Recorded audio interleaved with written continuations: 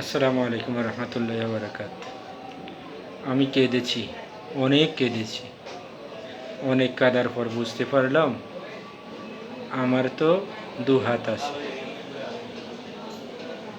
আমি কাঁদার জন্য একটা মানুষের কাঁধ অনেক খুঁজেছিলাম, কিন্তু পরে বুঝতে পারলাম আমি মাটিতে পড়ে সেজদা করে কাঁদা আমার জন্য অনেক যথেষ্ট ছিল। আমি ভাবছিলাম সব হারিয়ে ফেলেছি, কিন্তু সেজদায় গিয়ে বুঝতে পারলাম আমার সব কিছু ফিরে পেয়েছি। তাই আসুন, মানুষের দরবারে কান্না নয়, মানুষের কাছে কাছে গিয়ে কান্না নয়, মহান আল্লাহর দরবারে কান্না করি।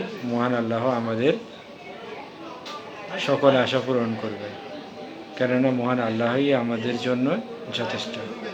আর প্রত্যেক কাজে যদি আমি শুকরিয়া আদায় করি এবং মহান আল্লাহর কাছে এইভাবে দুহাত তুলে প্রার্থনা করি, মহান আল্লাহ আমাদের সকল চাওয়া পাওয়া পূরণ করবে ইনশাআল্লাহ।